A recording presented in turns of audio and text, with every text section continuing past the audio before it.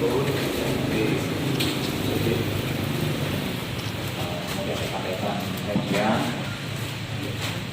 cetak ada kursi. Kesempatan ini kita akan melaksanakan rilis tentang penindakan masif terhadap kegiatan dengan sumber daya mineral dan energi oleh Polda Kalbar sampai dengan saat ini di tahun 2002. Mohon maaf sebelumnya.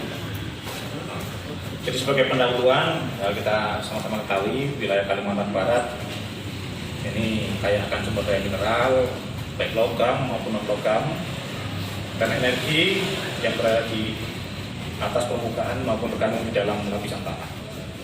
Samping kekayaan sumber daya alam lainnya, berbagai jenis perusahaan dan industri pertambangan juga beroperasi di wilayah Kalimantan Barat untuk melakukan eksplorasi hingga pengolahan bahan tambang dan hasil produksinya tidak hanya untuk memenuhi kebutuhan dalam negeri, tapi juga diekspor. Kemudian kekayaan sumber daya mineral di Kalbar khususnya emas secara historis telah mencapai kejayaan dan kekuasaan dan mencatatkan Monterado ya di Bengkayang sebagai bekas tambang besar, tambang emas besar di Borneo Barat. Hingga saat ini Tanah Kalbar masih menjanjikan penghidupan bagi penambang baik tradisional maupun modal, sehingga aktivitas penambangan masih banyak terlihat di beberapa tempat. Sayangnya aktivitas ini tidak berizin dan menyisakan cemaran baik kimia dan lubang-lubang bekas penambangan yang berdampak pada kerusakan lingkungan. Tidak hanya itu, industri dan pertambangan yang tumbuh dengan subur di Kalbar, salah satunya itu mengkonsumsi bahan bakar minyak BBM yang tidak sedikit untuk menghidupkan reaktor, crusher, pompa, utilitas lainnya, termasuk truk-truk pengangkut dengan bahan bakar solar. BBM solar jumlahnya terbatas dan pemerintah mengatur pemberian subsidi bagi masyarakat kecil atau non-industri sehingga harganya menjadi terjangkau namun disalahgunakan. Oleh karena itu, demi menjaga kelestarian lingkungan hidup dan melindungi kepentingan masyarakat banyak, Ditreskrimsus Polda Kalbar melakukan penegakan hukum terhadap kejahatan sumber daya mineral dan energi akan menjadi efek jerah bagi para pelaku dan menjadi efek better bagi yang lainnya. Adapun penegakan hukum ini dari mulai periode Januari sampai dengan Juli. Yang pertama itu penindakan terhadap penambang emas yang kita kemarin sempat rilis. Itu dilakukan penindakan tidak hanya di lokasi hasil penambangan, namun juga terhadap penampung, pengolah hingga pemodal. Dengan hasil 23 kasus kemarin itu di 10 TKP yang terdiri dari tempat penambangan, hutan, sungai, darat, serta penampungan dan pengolahan dengan 75 orang tersangka yang terdiri dari penambang, pengangkut, penampung, pengolah dan pemodal. Kemudian sebesar 68,90 kg total emas dalam berbagai bentuk, baik olahan awal, olahan akhir, lempengan dan batangan. Kemudian kita sita juga sebesar 470 juta rupiah uang tunai, 11 unit alat berat, eksavator, dan dengan modus operandinya pelaku penambangan melakukan kegiatan mulai dari metode tradisional hingga menggunakan alat berat, yaitu berupa penggunaan eksavator. Hasil penambangan dari TKP baik butiran atau lempengan emas dibawa ke pengepul, kemudian dari pengepul emas didistribusikan ke pengolah baik di Pontianak maupun di kota lainnya di Indonesia, khususnya Jakarta dan Surabaya.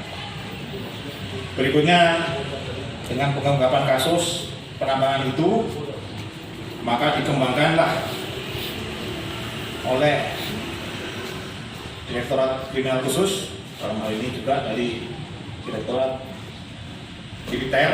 Nah, kita melakukan penindakan dengan sasaran SPBU, kemudian APMS, truk dan truk modifikasi, ya, modifikasi pick up, kendaraan dengan jerigen, tong, drum, dan lain-lain yang berisi solar subsidi. Dengan hasil sebagai berikut. Yang pertama, sebanyak 20 laporan polisi dengan TKP di seluruh wilayah Provinsi Kalimantan Barat. Kemudian yang kedua, 25 orang tersangka dengan barang bukti 55.180 liter solar bersubsidi. Kemudian 1 unit kapal, selanjutnya 5 unit dump truck, kemudian 20 jenis kendaraan angkutan lainnya yang dimodifikasi. Kemudian yang kelima, pembentukan kerugian negara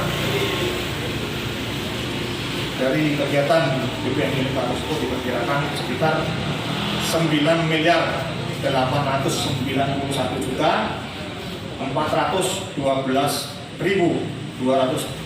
rupiah atau hampir 10 M. Adapun modus operandinya yang pelaku melakukan penjualan BBM jenis solar subsidi di atas harga head yang dimasukkan ke dalam baby tank, drum ataupun jerigen.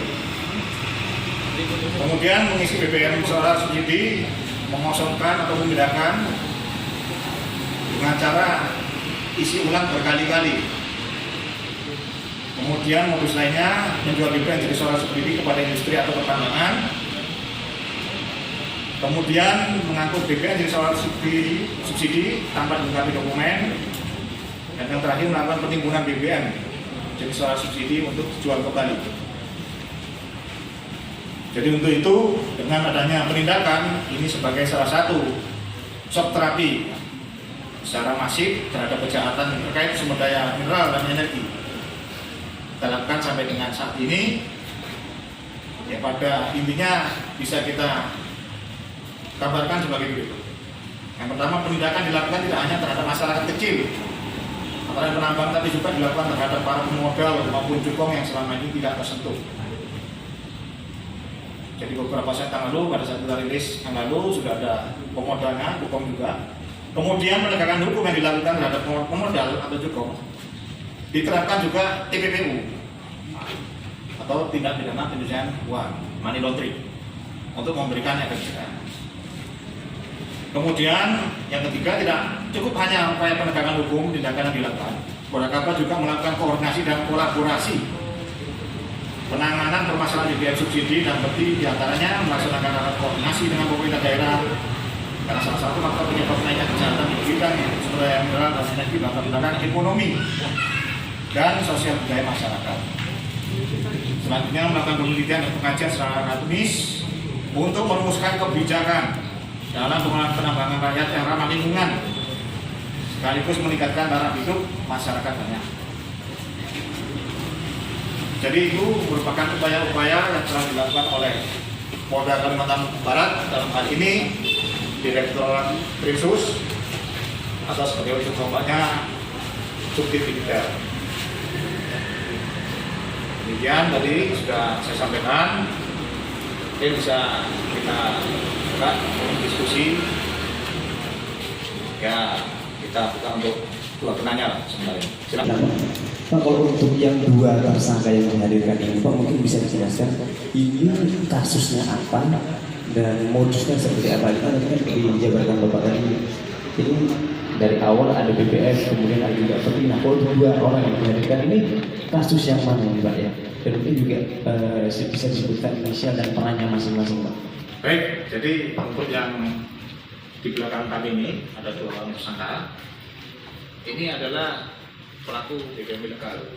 Jadi sudah saya sampaikan bahwa ini merupakan pengembangan dari kasus-kasus penambangan tanpa izin. Nah, salah satunya hasilnya adalah ini penggunaan BBM ilegal. Nah, untuk secara teknis inisial mau apa, mungkin bisa dijelaskan Pak Kasubdit Militer. Silakan Pak Presiden. Mohon izin dan menjelaskan yang satu ini adalah Bapak W. Bapak W ini adalah pengelola SPBU yang ada di Kendawangan. Beliau telah menjual BBM yang jenis solar subsidi di atas harga eceran tertinggi, jadi di atas harga 5.150 kalau sekarang. Langsung orang membeli di SPBU dengan harga yang berbeda seharga 7.500. Penetapan pemerintah harganya 5.150, tapi dijual di SPBU dengan harga 7.500. Kemudian yang kedua ini adalah namanya inisial A. Inisial A ini adalah merupakan penampung BBM di Landak, di mana yang bersangkutan lalu menjual BBM ini setelah ditampung dari SPBU, dijual ke penambang emas tanpa izin atau peti untuk digunakan sebagai bahan bakar di tempat penambangan emas. Pak, kalau untuk yang diketahui dulu Pak ya, untuk yang diketahui dalam 1 bulan berapa liter yang bisa dia jual? Kemudian juga ya kalau untuk yang di Landak ini juga sama Pak, dalam 1 bulan ini berapa sih Pak memang dia dijual ke para penambang itu, dan kalau dijual ke para penambang peti itu per liternya berapa Pak? Dari hasil yang kita temukan di TKP, bahwa berdasarkan kapasitas penampungnya kurang lebih 1,5 sampai 2 ton yang bisa ditampung, kemudian dia jual itu harganya 11 sampai 12.000 rupiah. Kemudian yang di Ketapang atau di Kecamatan Kendawangan ini 1 bulan dia bisa menjual di luar harga head itu 1 sampai 3 ton per setiap kali masuk BBM-nya. Contoh dia masuk jatah BBM-nya 5 ton gitu ya. Dia bisa jual 2 sampai 3 ton itu di luar harga eceran tertinggi. Sisanya dia jual dengan acaran yang sesuai dengan aturan pemerintah. Mohon izin Komandan menjelaskan sedikit bahwa kalau rekan-rekan melihat bahwa di SPBU banyak parkiran atau kendaraan truk yang parkir di situ, sehingga terkesan bahwa BBM yang ada di Kalimantan Barat ini langka. Fakta yang kita temukan di lapangan bahwa truk yang ngantri di situ adalah truk yang sengaja mengantri untuk mengharapkan BBM itu dibeli dengan harga head lalu kemudian dijual. Kalau kita asumsikan kemarin dan kita tangkap bahwa dia ngantri 1 hari bisa 3 kali. Logikanya 1 kali ngantri dia mengisi 70 liter. 70 liter ini kalau dijual kemudian harganya 5.150, dijual kemudian 11.000. Jadi 1 liter itu dia bongkar dari tangkinya tanpa modifikasi, itu bisa dia mendapatkan keuntungan lebih kurang 350.000 per sekali ngantri. Sehingga antrian ini terus berulang. Jadi SPBU itu kelihatan padat terus. Kalau dilogikakan, tidak mungkin kendaraan ini terus mengantri dan menghabiskan BBM sampai 3 kali ngisi dalam 1 hari. Karena kendaraan hidup 8 jam itu konsumsi BBM-nya tidak sampai 150 liter per hidup dan tidak mungkin hidup 24 jam. Nah itu makanya rekan-rekan kalau melihat antrian BBM yang ada di SPBU sekarang, sudah kita tertibkan kendaraan-kendaraan itu karena ternyata modusnya sekarang bukan lagi pakai mobil modifikasi, tapi mobil apa adanya lalu disedot kembali dijual. Dengan penghasilan 2 kali atau 3 kali ngantri, dia bisa mendapatkan penghasilan sampai dengan 1 juta rupiah per hari. Sehingga dia tidak lagi cari muatan, malah dia mencari bagaimana caranya dapat antrian solar lalu menjual kembali. Sehingga tidak pernah sepi itu SPBU. Itu yang terjadi rekan-rekan. Terima kasih.